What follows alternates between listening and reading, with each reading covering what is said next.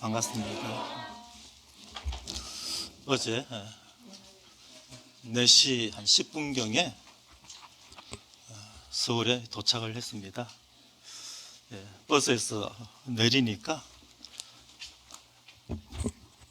어디선가 이렇게 비둘기가 한 마리 날아와서 저 옆에 앉더니 뭔가를 열심히 쪼아 먹고 있었어요. 그때 제가 그 비둘기를 보면서 너는 왜 서울에 사니? 이렇게 물어봤더니 아무 대답을 안 하는 거예요. 그래서 비둘기가 사람 속을 어떻게 알겠느냐 이 생각을 좀 가지고 우리는 과연 하나님의 참 마음을 얼마나 알고 있는가? 너는 왜 이곳에서 무엇을 하고 있니? 물어보신다면 좀 선뜻 대답할 수 있는 사람이 얼마나 있을까 생각을 가집니다. 오늘 본문은 누가복음 7장 말씀인데 3장을 잠시 말씀드리면 사가랴가 아들을 낳았을 때 그 이름을 사가랴라 하지 않고 요한이라고 이름을 짓습니다. 이 부분에서도 참 많은 걸 생각해 볼 수 있는 그런 내용들이 들어있죠. 그런데 그 요한이 하나님의 말씀을 전한 것이 약 400년 만에 말씀이 임했다는 사실입니다. 그 말씀이 유대인들에게 증거되었을 때 그들의 반응이 참 너무 놀랍지 않습니까? 그러면 우리는 무엇을 하오리까? 많은 무리들이 그렇게 반응을 했습니다. 그리고 세리들도 나와서 그러면 우리는 무엇을 하오리까? 심지어 군인들도 나와서 그러면 우리는 무엇을 하오리까? 말씀에 반응을 했다는 사실이죠. 주님, 참 내일 대학로교회에서 무엇을 말씀하시길 원하십니까? 무엇보다 또 주의 은혜 가운데 참 많은 분들이 그러면 우리는 어떻게 할 것인가? 이 마음에 반응이 있는 그런 시간이 되기를 간절히 바랍니다. 그러면서 이제 제가 숙소로 왔습니다. 준비된 말씀의 본문은 누가복음 7장 11절로부터 말씀인데 먼저 11절로 13절 말씀만 함께 읽어보겠습니다. 누가복음 7장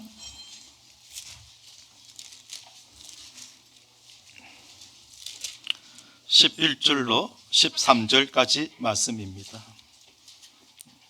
우리 마음 가운데 하나님께서 무엇라 말씀하기를 원하시는지 받는 심령으로 함께 읽어보겠습니다. 시작. 그 후에 예수께서 나인이란 성으로 들어가시매 제자와 많은 무리가 동행하더니 성문에 가까이 이르실 때에 사람들이 한 죽은 자를 메고 나오니 이는 한 어머니의 독자요 그의 어머니는 가부라. 그 성에 많은 사람도 그와 함께 나오거늘 주께서 가부를 보시고 불쌍히 여기사 울지 말라 하시고. 잘 아시는 내용입니다. 나인이라는 성에 한 가부의 아들이 죽었는데 너무 안타깝기는 청년이었습니다. 그리고 그 어머니는 가부였어요. 이 불쌍한 장례식에 많은 사람들이 함께하고 있었습니다. 그들이 함께한 이유는 마음에 안타깝게 여기고 함께했겠죠. 그럴 때 예수님과 제자들이 그 자리를 지나다가 그 자리를 보았을 때 우리 예수님의 반응이 그 불쌍한 장례식을 못 본 채 하지 아니하시고 불쌍히 여겼다는 사실입니다. 우리의 삶 가운데 주님이 불쌍히 여기지 않았다면 저희들은 구원을 받지 못했을 것입니다. 예수님이 이 땅에 오셔서 십자가에 못 박혀 죽으심으로써 우리의 죄를 사하신 것은 우리를 불쌍히 여기셔서 이 땅에 오시고 우리의 죄를 대신 감당하신 것이죠. 그리고 성령으로 저희와 함께 하시고 이끌어 가시는 은혜 가운데 저희들이 지금 있는 것입니다. 저는 이 부분에 불쌍히 여기셨다 이 말씀을 중심으로 저희 간증 겸 또 교제 겸 함께 말씀을 드리겠습니다. 오래전 이야기인데 어느 할머니에게 복음을 전할 기회가 있었습니다. 그분이 건강 진단을 했는데 위암 말기라는 진단을 받고 굉장히 깜짝 놀라 있는 그런 가운데 가족들이 저에게 복음을 좀 전해달라고 부탁을 받은 거예요. 찾아뵙고 복음을 전하는데 제가 전할 말씀이 없는 거예요. 곧 돌아가실 분인데 어떻게 위로할 것인가. 할머니, 사람이 죽는 것으로 끝이 아니고 그 다음에 놀라운 사후가 있습니다. 지금 노후까지 잘 사셨잖아요. 노후까지 오지도 못한 사람도 많은데 할머니는 노후를 살고 계셨고 또 많은 사람들이 사후를 알지도 못하고 떠났는데 할머니는 사후를 알 수 있는 기회가 되었습니다. 말씀을 잘 들어보세요. 할머니가 생각지 못했던 사후를 알게 하려고 하나님이 이렇게 하신 겁니다. 이렇게 말씀을 드렸어요. 그때 그 할머니가 하신 말씀이 지금도 저희 마음에는 아픔으로 남아 있습니다. 주변 사람들이 위암 초기다, 2기다 이런 말하면 어쩌다가 저런 병에 걸렸을까 하고 위로해 줬다는 거예요. 본인은 이미 위암 3기였던 거예요. 자신은 위암 2기, 3기를 거치면서 병이 있는 걸 알지 못하고 살아오셨는데 자기보다 더 초기 있는 분들을 위로하신 거죠. 그러다가 어느 날 건강진단에서 위암 말기라니까 깜짝 놀라시고 그때 하신 말씀이 나도 내가 이렇게 될 줄 몰랐습니다. 지금 제가 이렇게 말씀드리지만 그 시간은 굉장히 마음 아픈 그런 시간이었어요. 그 할머니가 눈물 흘리시면서 나도 내가 이렇게 될 줄을 몰랐어요. 저도 저희 아내가 신장암에 걸릴 거라는 생각도 못했습니다.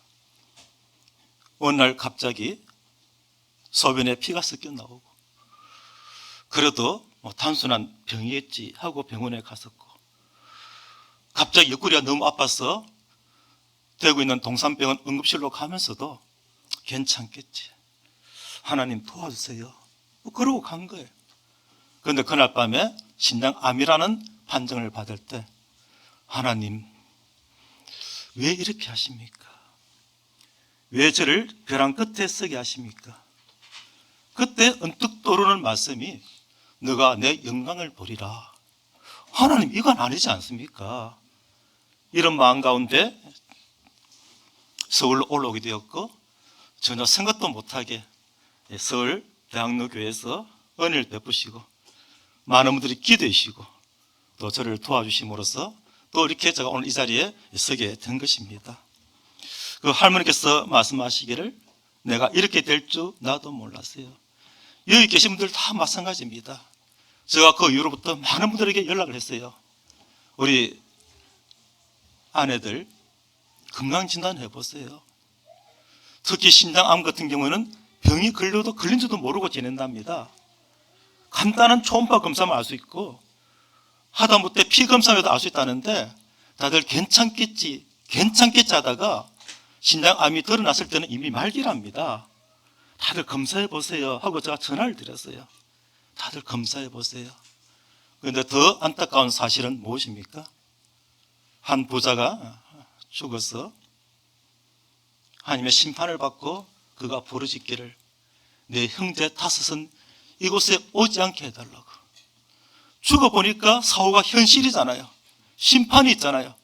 죽고 나서 깨닫고 나서 내 형제 5은 이곳에 오지 않게 해달라고 간절히 부르짖는 그 사람의 그 마음, 우리 어떻게 다 말로 표현할 수 있겠습니까? 나는 가지 못해도 다른 천사를 보내서라도 그들을 깨닫게 해달라고, 사후가 있다는 것을 말해달라고, 그런 심령같이 제가 여기저기 소식을 전하고 저희를 도와주세요 그런 말을 하지 않았습니다. 가서 검사들 받아보세요. 혹 속에 병이 있을지도 몰라요. 이 땅에서 병이 발견되면 주님의 은혜 가운데 또 열심히 치료받으면 되는데 아직 복음을 알지 못하는 분들은 주님 앞에 갔을 때 사후가 정말 있구나, 그때는 가슴을 쳐도 소용이 없다는 사실입니다. 제가 깊은 산속에 있는 교회에 갔을 때 한 자매님이 그렇게 말씀하셨어요. 왜 이제야 오셨어요? 우리 그동안 너무 힘들고 너무 어려웠어요. 그래서 너무 외진 곳이라 외국인들이 오지도 못하고 오지도 않는 그런 곳인데 우리 너무 힘들었어요. 왜 이제야 오셨어요? 우리 주님은 그보다 더 험한 오지를 찾아서 이 땅에 오셨지 않습니까? 우리를 찾아오시고 우리와 함께 하시고 주님이 우리와 함께 하심이 얼마나 감사가 되는가 생각을 가지면서 말씀을 드리는 것입니다. 주님께서 죽으시고 그리고 일요일날 부활을 하셨습니다. 여기서 우리가 생각할 수 있는 날짜가 있는데 주님의 죽으심 우리가 잘 알고 있죠. 주님이 죽으셨잖아요. 금요일날. 그 죽으심으로 우리의 모든 죄의 용서를 받고 우리가 구원을 받았잖아요. 그리고 일요일 우리가 말하는 주일에 부활하셨잖아요. 그 부활을 통해서 우리가 이제 우리도 부활의 소망을 가지게 되었죠. 그런데 아무도 토요일을 이야기하지 않습니다. 주님이 죽으셨고 주님이 부활하셨고 이 토요일이 어떤 날입니까? 빌라도는 뭔가 찝찝하지만 내가 바라바를 풀어주고 예수를 십자가에 매달았는데 어쨌간에 오늘 폭동이 일어나지 않아서 다행이다. 또 유대 지도자들은 예수가 죽으면 다시 살아난다 했는데 정말 살아나면 어떡하지? 그래서 우리 주님의 무덤 앞에 큰 돌을 굴렸어. 막아놓은 것으로도 안심이 되지 않았어. 자신들의 경비병을 보내서 무덤을 지키게 하면서 혹시 이런 마음에 있었습니다. 그리고 아리마대 요셉은 우리 주님을 믿었지만 내가 예수를 믿노라고 드러낼 수 있는 그런 입장이 아니다 보니까 숨어있는 제자라 그러는데, 그러나 우리 주님이 십자가에 못 박혔을 때만큼은 당돌이 주님 앞에 나가서 예수의 시체를 내어달라고 부탁하고 자신이 할 수 있는 가장 귀한 마지막 일을 감당해서 자신의 새 무덤에 우리 주님을 안치를 했습니다. 그리고 더 아름다운 장면은 막달라 마리아와 아울러 갈릴리에서 올라온 많은 여인들이 그 무덤 앞에서 울고 있지 않습니까? 그들은 예수의 부활을 들었지만 믿어지지 않는 가운데 우리 선생님이 돌아가셨다, 우리 주님께서 돌아가셨다, 이 사실만 주목하고 우리 주님이 너무 불쌍해서 그 시체라도 가까이 있고 싶어서 그들이 무덤 앞에 울고 있었습니다.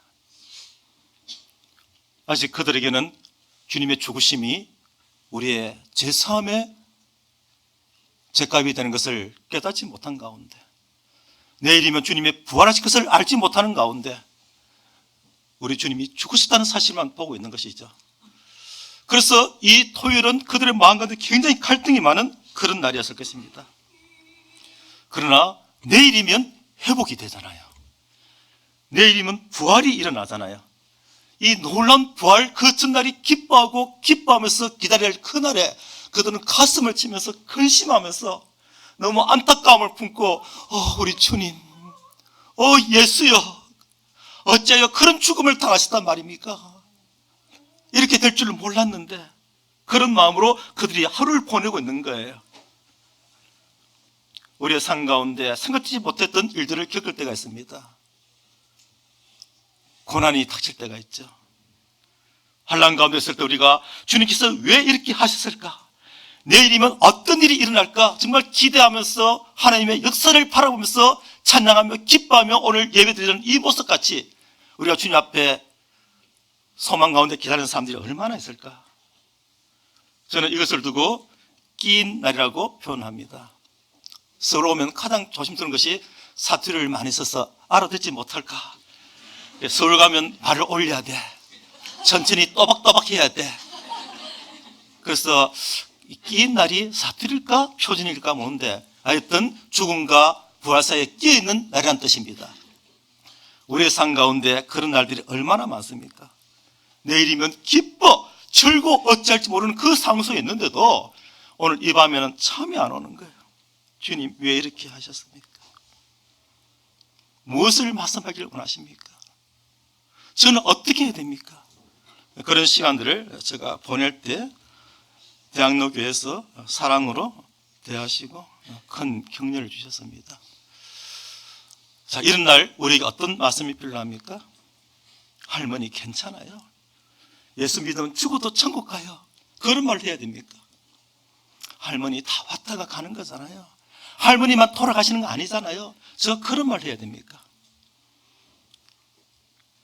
기도해 드릴게요. 기도하면 나을 수 있어요. 제가 그런 말 해야 됩니까? 아무나 할 말이 없었어요. 그러나 예수를 믿는 분들이 그런 상황 가운데 있다면 저는 이 말씀을 해드리고 싶습니다. 마가복음 11장 22절로 24절 말씀 중에 22절을 보시게 되면 우리가 말씀을 많이 암송하지 못하더라도 결정적인 말씀들이 있잖아요. 그 말씀 중에 한 말씀이 마가복음 11장 22절에 하나님을 믿어라. 글자 7개입니다. 하나님을 믿어라. 그 말씀은 우리 마음에 왔다 하도 하나님 어떻게 하실지, 어떤 상황을 만나도 하나님 요단강을 갈랐던 그 엘리야처럼 저도 저 요단강을 가르고 싶습니다. 엘리야의 하나님 어디에 계시오니 가고 엘리야의 거처를 들어서 요단강을 쳤던 그 엘리사의 마음같이 많은 사람의 믿음의 간증을 들었을 때 그 간증이 나의 간증이 되어서 나도 그런 일을 경험하기를 원합니다. 주님 능히 그렇게 하실 줄 믿습니다는 그 마음이 우리의 마음에 심령이 들어올 때 주님 어떻게 해야 됩니까? 이 말은 절망의 말이라 주님 앞에서 제가 어떻게 해야 되죠? 여기 중국에 선교하신 분도 계시는데 중국의 선교의 가장 대표적인 인물은 허드슨 테일러입니다. 중국 내지 선교회를 창시했던 허드슨 테일러인들 왜 어려움이 없겠습니까? 의아단 사건으로 말미암아 많은 동료들이 죽임을 당했을 때 그가 그 소식을 들으면서 그리고 많은 편지를 받으면서 그가 이렇게 고백했어요. 하나님 더 이상 듣지를 못하겠습니다. 하나님 더 이상 읽지도 못하겠습니다. 하나님 기도도 못하겠습니다. 그 믿음의 거장의 입에서 나온 말입니다. 하나님 기도도 못하겠습니다. 그러나 저는 여전히 하나님을 신뢰합니다. 얼마나 멋진 믿음의 고백입니까? 하나님 기도도 못하겠습니다. 이 상황까지 가보셨습니까? 하나님 기도도 안 되네요. 하나님 기도도 못하겠습니다. 어찌할 바를 알 수가 없어요. 그러나 하나님을 신뢰합니다. 그런 간증의 모습을 우리에게 남기고 갔습니다. 사람이 살다 보면 많은 문제가 있잖아요. 이 또한 지나가리라. 때가 되면 다 지나갈 일들입니다. 때로는 오해를 받기도 하고 때로는 여러 가지 참 무시를 당하기도 하고 때로는 참 이렇게 영광을 취하기도 하고 그런 가운데 우리가 살아가고 있지 않습니까? 그리고 사업적인 어려움이나 자녀 간의 문제라든지 여러 가지 문제들을 만나게 될 때 우리 마음 가운데 가장 중요한 것은 이 어렵고 두려운 문제 다음에 주님이 어떻게 하시려고 이렇게 하실까? 이런 기대를 가지는 것이 믿음의 고백입니다. 그런데 죽음의 문제가 찾아오면 얘기가 달라지는 것 같아요. 어렵고 힘든 거야. 이 또한 지나가리라. 그런데 죽음의 문제는 사람의 어떤 노력으로 할 수 있는 그런 문제가 아닌 것 같아요. 죽음의 문제가 다가왔을 때 제가 또 간증을 생각해 보면 찾지는 않겠습니다. 사도행전 9장에 보게 되면 죽었던 여인이 있습니다. 죽었는데 다 비니까 주님이 도로가 그래가지고 다비다라 하기도 하고 도로가 하는 여인이 있습니다. 이 여인은 구제를 하며 하나님을 경외하는 그런 여인이었어요. 다른 말로 하면 교회에 아주 신실한 그런 자매였습니다. 이런 자매가 갑자기 병이 들어서 죽게 된 것이 아니라 죽어버린 거예요. 그 죽어버렸을 때 우리의 마음 가운데는 어찌 이 다비다라는 이 여인에게 이런 일이 있단 말입니까? 다른 사람은 몰라도 다른 사람 죽어도 되나요? 죽으면 안 되잖아요. 그런 마음이 있는 거예요. 어떻게 저런 일이 그때 그들이 어떻게 저런 일로 끝나지 않냐고 간절히 기도했을 거예요. 너무 안타까워서 그녀가 병들었을 때 하나님 살려주세요 하고 얼마나 기도했겠어요. 그들은 큰 은혜를 입었던 그런 가부들입니다. 저 다비다가 우리가 어떻게 했는데, 저 도로가 우리가 어떻게 했는데, 아니 어떻게 저런 여인을 데려갈 수가 있단 말입니까 하고 기도했지만 결국 죽었어요. 야고보가 목베임을 당한 것처럼. 그때 베드로에게 그들이 이렇게 말합니다. 이것 좀 보세요. 이것 좀 보세요. 저 다비다가 우리에게 했던 일들입니다. 그때 모습을 상상하면 단순하게 한 여인이 죽고 여인들이 슬퍼하고 있구나, 그런 모습이 아니라 내가 더없이 큰 은혜를 입었는데 정말 저런 참여라면 정말 주님 앞에서 귀한 참여인데 어떻게 이런 일이 하면서 그들의 마음에 큰 슬픔이 일어나는 거예요. 큰 슬픔이. 이 슬픔의 큰 슬픔의 감정 가운데 베드로 앞에서 그들이 지금 이야기하고 있습니다. 이 여인은 이런 여인이었습니다. 그러니까 베드로의 마음 가운데 하나님, 베드로가 이성적인 사람이잖아요. 어떻게 죽은 사람을 살려달라고 기도할 수 있겠습니까? 그러나 이 여인을 그냥 떠나보낼 수가 없는 그런 불쌍한 마음이 들었던 거예요. 그래서 베드로가 무릎 꿇고 기도했습니다. 뭐라고 기도했는지는 성경에 기록되지 않는데 제가 경험한 바에 의하면 하나님, 그러지 않았을까요? 또 봐. 하나님이라는 소리입니다. 하나님. 그때 하나님께서 베드로의 기도를 들으시고 다비다를 살려주신 이야기를 잘 알고 있지 않습니까? 그로 인하여 많은 사람들이 믿게 됩니다.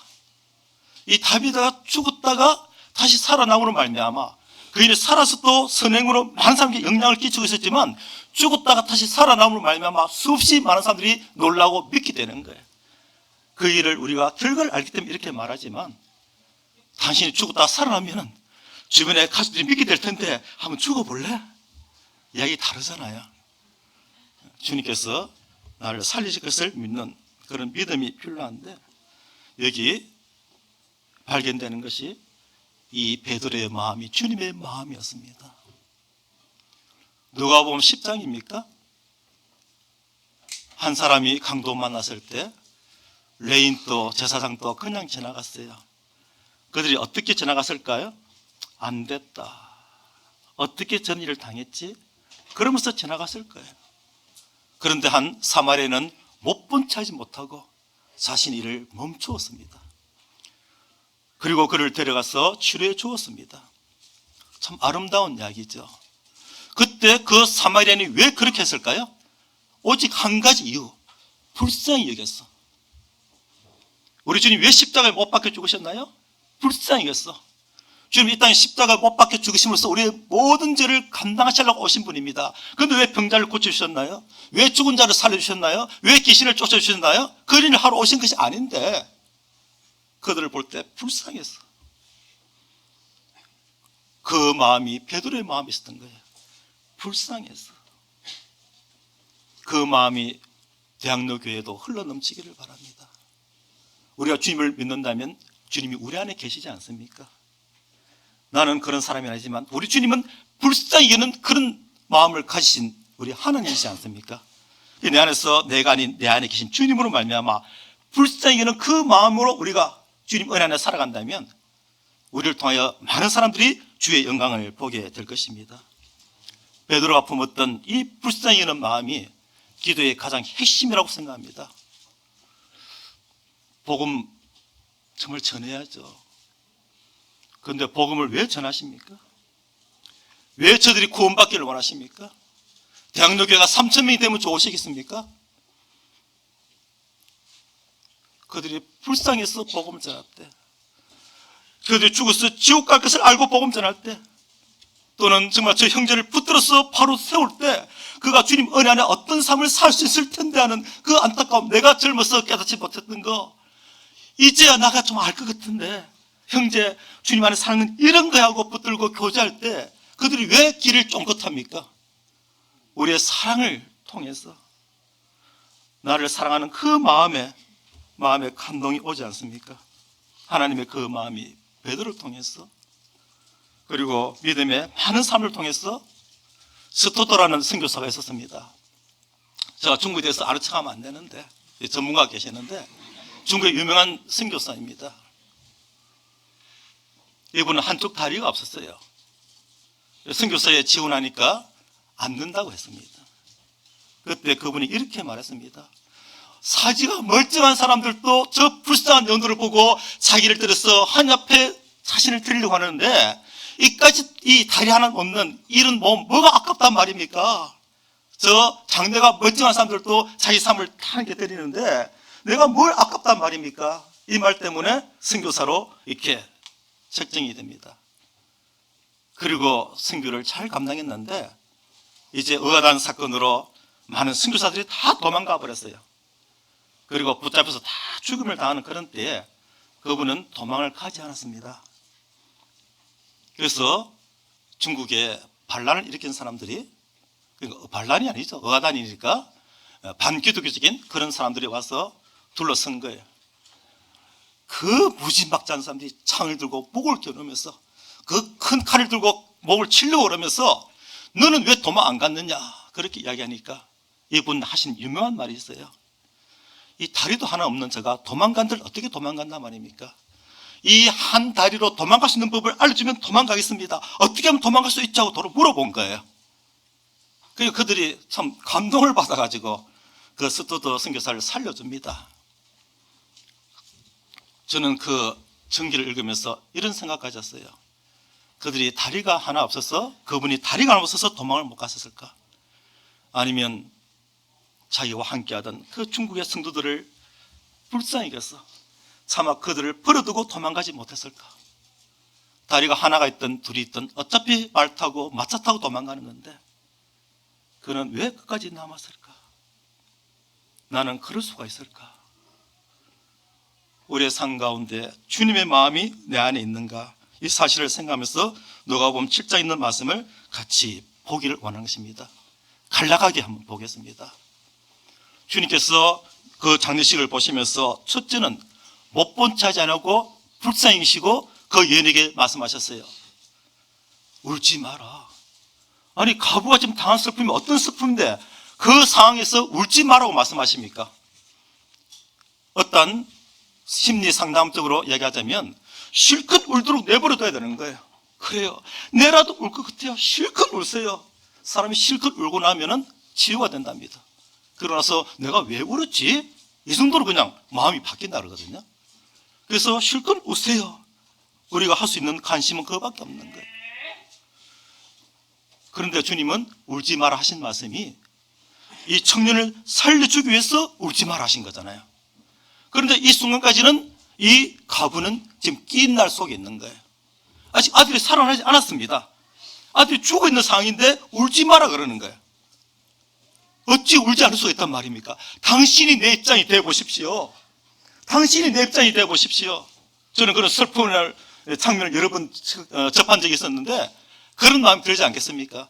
그런데 곧 청년이 살아날 것을 안다면 또 이야기가 달라지겠죠. 그러니까 지금 이 가부는 그런 걸 모르는 거예요. 다음 아들이 죽어 있습니다. 이 상황에서 내가 어떡하라고. 그런데 주님은 자신 있게 울지 마라 하십니다. 그 이유가 첫째는 불쌍히 여겨서 울지 마라 하시면서 두 번째 살 수 있는 능력이 있기 때문에 울지 마라 하시는 거예요.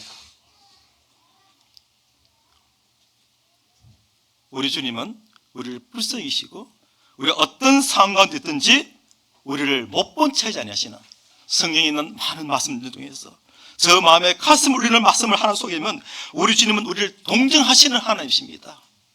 이 성도와 성도가 서로 동정할 수 있는 마음 가지면 그것이 바로 천국이 아니겠습니까? 우리가 왜 마음 가운데 갈등했습니까? 동정하는 마음이 없는 거예요. 그래서 서로 동정하는 마음으로 서로 살피고 그 입장을 알아주고 막 위로하고 격려하는 그런 심령 가운데 있다면 그게 주님의 마음입니다. 우리 주님은 청년을 살릴 수 있는 그런 하나님이셨습니다. 그리고 그 형제를 보시고 못 본 채 하지 아니하시고 가까이 다가가셨습니다. 우리 여인이 이 가부가 우리 주님이 어떤 분인가 알았더라면 우리 주님을 그냥 붙들려고 애를 썼겠죠. 예수여 우리 아들 살려주소서. 우리 아들 살려주소서. 마침 잘 오셨습니다. 한 여인이 옷이라도 만지면 나을 것 같은 그 믿음을 가지고 있었다면 그런데 이 가부는 우리 주님을 몰랐어요. 그냥 슬픔에 빠져 있는 거예요. 주님이 울지 마라 하실 때는 눈을 들어 나를 보라. 너 슬픔에 빠지지 말고, 너 상황에 빠지지 말고 눈을 들어 나를 봐라. 나를 보라. 그때 주님께서 쳐다보니까 하신 말씀이 청년아 일어나라 하지 않습니까? 주님은 우리가 어떤 어려움 가운데 있든지 나를 보라고 하는 거예요. 능력에 나를 보라. 그래서 이 가부는 눈을 들어 주님을 바라봤고, 주님은 그녀를 동정하셔서 그 가부의 가장 핵심적인 삶의 문제, 그 아들을 살려주시는 거예요. 한 가부가 있었습니다. 너무 가난했어요. 아들이 고등학교 졸업하고 대학을 못 갔습니다. 요즘은 돈이 없어서 못 가는 경우는 거의 없어요. 자신의 어떤 비전과 꿈이 있어서 새로운 길을 찾아서 대학을 안 갈 뿐이지. 그런데 가난해서 대학을 못 갔어요. 그리고 어머니에게 이렇게 말했습니다. 어머니, 저 포항 가면은 울릉도 오징어 잡는 배 타면은 돈을 많이 번다는데 제가 돈 좀 벌어 올게요. 그래서 어머니가 이렇게 말했습니다. 아들아, 돈이 급한 게 아니야. 다음 주 복음 집회인데 너 복음 집회 참석하고 가면 안 되겠니? 안 돼요. 이번 주에 모집 마감이래요. 그래서 포항으로 왔던 청년이 있었습니다. 우리는 몰랐죠. 구릉포에서 배를 타고 오징어를 잡으러 갔는데 며칠 만에 태풍을 만나 파손했습니다. 그 파손된 소식을 듣고 어머니가 저희한테 연락이 온 거죠. 우리 아들이 저렇게 해양경찰서에 있다는데 길 좀 안내해 주세요. 그래서 제가 그분을 모시고, 몰랐던 분입니다. 연락이 왔으니까 모시고 갔었는데 제가 그런 장면 처음 봤어요. 그 차곤 주차장에다가 바닷가인데 시체를 한 20대구를 쭉 눕혀놓은 거예요. 다 벌거벗겨가지고. 왜냐하면 어떤 문신이나 이런 흔적을 봐야 아들을 찾기 때문에. 고기들이 막 뜯어먹었는지 엉망인 시체도 있고. 저 그런 장면 정말 처음 봤어요. 너무 끔찍했어요. 근데 어머니가 막 찾는 거예요, 아들을. 그리고 그 아들 찾고 자신의 그 추운 겨울이었는데 옷을 막 벗더니 아들의 얼굴을 덮으면서 아들아 춥지. 호남 쪽 말씀입니다. 아들아 춥지. 그러면서 막 울지도 못하시고 아들아 춥지 하고 계실 때 제가 얼마나 마음이 슬프고 아픈지요. 그 아들이 죽을 줄 알고 나온 거 아니잖아요. 자신이 죽을 줄 몰랐던 거예요. 그 어머님들 아들이 그렇게 빨리 죽을 거 알았겠습니까? 그 물에서 건져놨더니 얼어서 바닥바닥한 그 시신을 자신의 옷을 벗어 덮어서 아들아 춥지 그러는데 아들이 꼭 대답하는 것 같아요. 저는 상관없는 죽음이지만 마음이 너무 아파서 멀리 바다를 쳐다보고 있는데 저 마음에 들러오는 마음이 어머니 저도 내가 이렇게 될 줄은 몰랐어요. 우리 주변에 이런 영혼이 있다면 어떻게 반응하시겠습니까? 교회에서 내가 어떻게 해야 될지 모르겠어요 할 때 성도의 사랑을 느낄 수 있는 그런 교회, 그 교회가 바로 예수 그리스도께서 함께 하시는 교회가 아니겠습니까? 어떤 교리보다도 어떤 성경적인 지식보다도 우리가 성경의 예수의 사랑을 느낄 수가 있다면 형제님 기도해 주세요. 그렇게 말할 수 있는 교회. 야고보가 옥에 갇혀서 목배임을 당했을 때 유대인들이 너무 기뻐하니까 이번에는 헤롯 왕이 베드로를 잡아서 옥에 가두었습니다. 또 베드로의 옥을 베면은 큰 기쁨을 줄 걸로 생각하고, 그런데 그날 밤에 사도행전 12장 5절 말씀을 보게 되면 온 교회가 함께 모여 기도하고 있었습니다. 교회가 간절히 기도하더라. 이 말씀이 너무 좋습니다. 왜 모여서 기도할까요? 베드로의 일이 나의 일이 되는 거예요. 교회 일이 나의 일이 되는 거예요. 그들은 믿지 못했던 것 같아요. 이 야고보가 옥에 갇혔을 때는 얼마나 간절히 기도했겠습니까? 그런데 야고보는 죽었거든요. 그런데 또 모여서 또 기도하고 있는 거예요. 그들이 믿지 못한 증거가 그 뒤에 말씀 보게 되면 베드로가 풀려났을 때 기도하는 집을 찾아가니까 한 계집종이 나와서 베드로가 살아서 왔습니다 할 때 사람들의 반응이 무슨 소리냐, 그게 귀신이겠지. 무슨 소리냐? 아는 것과 믿는 것은 다릅니다. 내일이 우리의 부활이 이루어질 것입니다. 지금 어떤 문제 가운데 계십니까? 어떤 죽음 앞에서 우리가 서 있습니까? 내일이면 주님이 이렇게 하려고 그렇게 하셨구나 하는 놀라운 회복을 맛볼 때인데, 이 시간을 우리가 어떻게 보내고 있습니까? 사랑을 느낄 수 있는 그런 귀한 교회 되기를 바랍니다. 그런 대학로 교회를 잘 알지 못했던 그런 사람인데, 이번 기회에 참 느낀 것이, 전혀 알지 못하는 형제가 어려움을 당하고 서울대 병원에 와 있다는 소식을 들었을 때 못 본 체 하지 않는 그런 교회구나. 관계가 있으면 당연히 도와주죠. 서로 연락도 하고 영접도 하고, 아무 관계가 없잖아요. 그런데 소식만 듣고도 관심을 가지시고 보이신 그 모습들 보면서 이 교회는 말씀이 있다. 오늘 또 예배에 말씀이 인용되었지만 말씀이 하나님이시잖아요. 우리의 심령 가운데 하나님이 계신다면 이 하나님의 마음이 우리의 마음 가운데 나올 것입니다. 그때 우리가 감정에 매이지 아니하고 오히려 주님을 바라볼 수 있는 그런 마음으로 주님 앞에 나아가게 될 것입니다. 주님, 저에게 무엇을 말씀하길 원하십니까? 제가 어떻게 하길 원하십니까? 했을 때 주님께서 그 과부에게 울지 말라고 말씀하지 않고 나아가서 간에 손을 대시니, 이렇게 되어 있습니다. 본문에 간에 손을 댄 것은 뭘 말합니까? 그만 가지마, 스톱, 내가 좀 이 사람을 살리겠어, 그만 가, 이 뜻이 아니죠. 간에 손을 댄 이야기는, 구약에서 안수는 저 짐승에게 내가 손을 안수함으로 말미암아 나의 모든 죄가 그 짐승에게 다 넘어가고 그 짐승이 죽음으로 말미암아 내가 사는 거잖아요. 우리 주님께서 그 간에 손을 대셨다는 것은 그 청년의 죽음의 문제를 내가 끌어안겠다는 거예요. 누가 그 문제를 끌어안단 말입니까?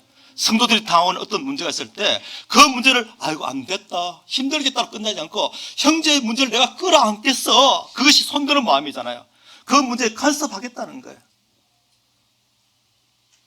그래서 간에 손을 대었을 때 청년이 살아나는 그런 모습을 보게 되는데, 우리는 여기서 한 가지 마음에 담을 것이, 내가 죽고 너가 살아라. 많이 들어본 말 아닙니까? 이론은 가능하죠. 그런데 실상적으로는 내가 죽기까지는 너를 도와줄 수는 없어.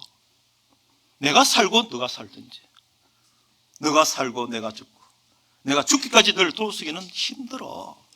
이것이 우리의 마음인데, 내 안에 주님이 들어오시면 주님의 마음은 내가 죽고 너가 살 수 있다면, 그렇게 할 수 있는 이유는 부활의 주님이기 때문에 그렇습니다. 우리의 삶 가운데 참 주님이 하실 일을 기대하게 되고요. 청년아, 내가 내게 말하오니 일어나라. 이 말씀은 내가 너를 책임지겠다. 그리고 무엇을 먹든지 무엇을 마시든지 우리의 삶 가운데 주님께서 내가 너를 책임지겠다. 그래서 무엇을 위해서 살 것인가를 말씀을 던지신 것이죠. 형제자매께서는 무엇을 위해서 사십니까? 그런 결심 없이는 주님을 경험할 수가 없습니다. 주님께서 못 본 자고 지나가시면 되는데 결코 이런 기록이 나올 수가 없잖아요. 이 다윗의 기록은 전 너무 아름답습니다. 그 여인도 그 가부들의 어려운 현실을 못 본 채 할 수가 있어요. 그러면 그냥 신경 쓸 것도 없어요. 그런데 못 본 채 하지 못하고 불쌍해서 자신의 모든 속옷과 그 서둘려서 그들을 도와준 결과로 오늘날 다윗이다 그러면 저 사람이 꼭 다윗이다 같아. 도로가 그러면 저 사람이 꼭 도로가 같아. 이런 순한 감정의 대명사가 되어 있지 않습니까? 제가 어느 지역을 가면서 강을 건너야 되는데 비가 오기 시작합니다. 우기 때 그 강을 건너면 무조건 못 돌아오는 거 알아요. 그러나 그 지역에 성도들이 나를 기다리는데, 말씀은 못 드려도 괜찮아요. 다른 사람이 전할 거예요. 그런데 제가 선교 헌금, 이 구제 헌금을 가지고 있었어요. 이걸 갖다 줘야 그들이 양식을 사는 거예요. 저 건너가면 안 되는데, 그때 주님이 저에게 주시는 마음이, 너가 죽으려고 왔느냐 살려고 왔느냐. 주님 죽으려고 왔죠. 그래, 주님 건너가겠습니다. 역시나 비 때문에 강을 건너지 못했어요. 그때 저의 마음 가운데 그 애절한 심령, 하나님 저도 이 강을 건너게 해주십시오. 저도 이 강을 건너게 해주십시오. 그 결과 이제 강을 건너게 됐는데, 마지막 그 두 개의 풀을 딱 붙잡는 순간에 하나님 정말 살아계시네요. 이 간증을 할 수 있는 이유가 어디냐면 그 비가 오는 걸 알면서도 강을 건너기로 했기 때문에 이런 간증이 있는 것이지, 저 오늘 건너면 안 돼. 보통 우기가 한 일주일 지나면 진정되니까 다음에 건너가도록 안 되겠어. 이런 마음 품었다면 지금 저희 마음 가운데 셀도당에 가보셨습니까? 이런 간증할 수 없는 거예요. 그 넘실대는 물속에 뛰어들어서 마지막 그 두 개 풀을 붙들 때 마음이 어땠는지 아시겠습니까? 제가 경험해보지 못하고 어떻게 말할 수 있습니까? 저 선교 관련 책을 좀 나름대로 많이 읽었습니다. 그거 저희 이야기 아니지 않습니까? 제가 경험했던 거 언제라도 그냥 하고 싶은 이야기. 왜냐하면 제가 이렇게 했습니다가 아니라 하나님이 이런 분입니다. 우리 하나님이 이런 분이다. 이런 이야기를 하고 싶은 거예요. 청년에게 왜 청년아 일어나라고 말씀하셨습니까? 죽음을 넘어서 더 높은 차원의 삶이 있는 거예요. 죽었다가 깨어난 그 청년이 어떤 삶을 살았을까요? 그 가부가 남은 삶을 어떻게 살았을까요? 그들에게 놀라운 다음 더 높은 차원의 하나님을 위하여 살아가는 그런 삶이 있는 것입니다. 죄의 문제 해결을 위해서 이 땅에 오셨습니다. 우리 여기서 생각을 하고 넘어갑시다. 왜 십자가에 못 박혀 죽으셨나요? 죄를 용서하시려고요. 이것은 방법이지 않습니까? 십자가에 못 박혀 죽으시면서 우리 죄를 용서하시는 속량의 방법이었어요. 속량이라는 단어가 어렵습니까? 한 사람을 내가 근족해서 죄값을 치러주는 거잖아요. 그럼 왜 데려왔냐 이거예요. 인생답게 살게 하시려고. 우리 사람들이 인생답게 살아지나요? 그래서 성령이 내 안에 들어오셔서 내 안에서 말씀하시고 나를 이끌어 가시는 거잖아요. 너는 안 돼. 그러나 내가 너와 함께 십자가에 못 박힘으로 말미암아, 내가 너 안에, 너가 내 안에 있음으로 말미암아, 이제 너의 삶이 아니라 내가 너 안에 있는 그런 삶을 살도록 하고 싶어. 그것이 너의 창조의 목적이었는데 그 사탄으로 말미암아 너를 빼앗기고 다시 찾아왔을 때는 너는 그런 능력을 이미 잃어버렸기 때문에 이제 내가 너 안에 서 내가 너를 통해서 살고 싶다고 말씀하시는 것입니다. 구원의 방법과 구원의 목적이 분명히 다르다는 사실이죠. 많은 분들이 누가복음을 얘기를 잘해요. 우리 주님이 어떤 삶을 사셨으며 십자가에 못 박혀 죽으실 때 어떤 일이 있었으며 그리고 다시 부활하셔서 제자들 찾아서 말씀하실 때 엠마오를 향했던 그 제자들이 주님의 말씀을 들을 때 마음이 뜨겁지 아니하더냐 하면서 막 그냥 마음이 막 그래서 뭐 그 다음에 마음이 뜨겁지 아니하더냐. 그리고 두 제자의 기록이 없어요. 그런데 사도행전에 가니까 함께 모여 기도하면서 성령을 간절히 기다리는 사람들이 어떤 삶을 살았는지 사도행전에 기록되지 않습니까? 누가복음으로 끝나지 마시고 사도행전의 기록이 우리 마음 가운데 일어났을 때 하나님이 이렇게 하셨습니다. 주님이 나의 삶에 손을 대어주셨습니다. 주님이 나의 삶을 간섭하셨습니다. 그래서 제가 오늘 이렇게 살게 된 게 너무 은혜입니다. 제가 어떻게 이 자리에 서 있단 말입니까? 42년 전 같으면 상상을 못할 일이에요. 저는 아마 절에 들어가서 지금쯤 연불을 여면서 목닥을 치고 있을지 모르는 그런 사람이었습니다.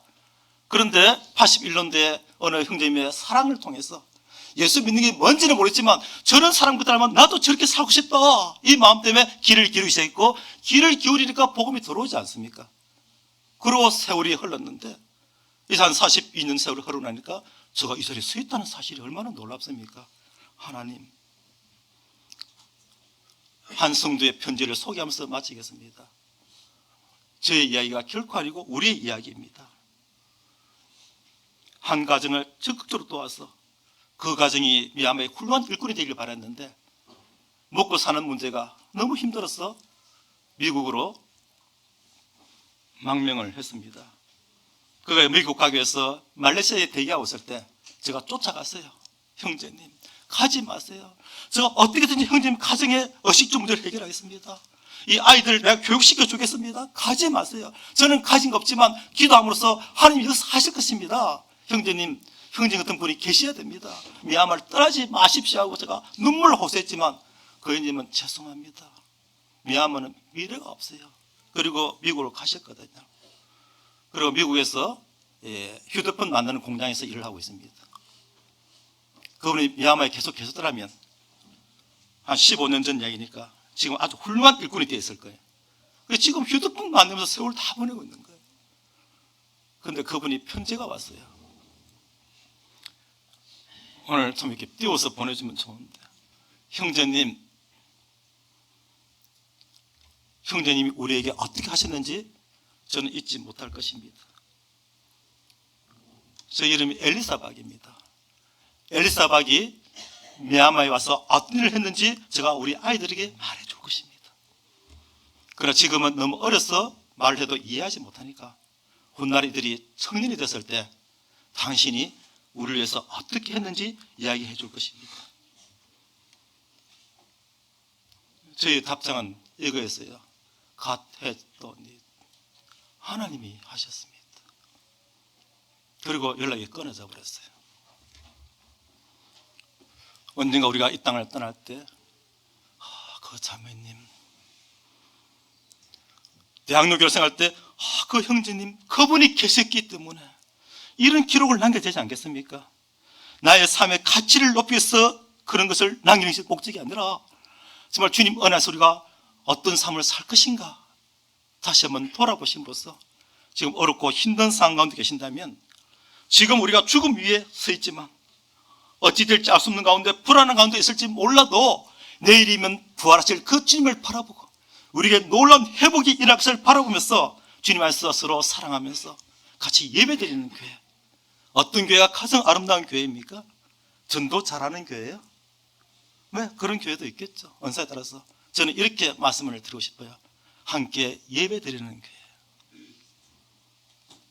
서로 불쌍히 여기는 교회, 우리의 삶이 그렇게 기록되기를 간절히 바랍니다. 시편 90편 14절로 17절 말씀 나중에 찾아보시길 바랍니다. 시편 90편 14절로 17절 말씀에 괴롭게 하신 날수대로, 우리가 화를 당한 연수대로 그 다음 우리를 기쁘게 하소서. 주님 지금 너무 힘들어요. 그러나 주님의 뜻이 있죠? 저 알아요. 믿어요. 주님 우리를 기쁘게 하실 것이죠? 우리를 즐겁게 하실 것이죠? 지금 어려워요. 그러나 이 모든 과정 주님의 뜻이 있죠? 이러면서 우리의 마음을 즐겁게 하소서. 그리고 그 다음 말씀이 가슴이 확 찌릅니다. 17절입니까? 하나님의 은총을 우리에게 내리사 우리의 손이 행한 일을 우리에게 경고하게 하소서.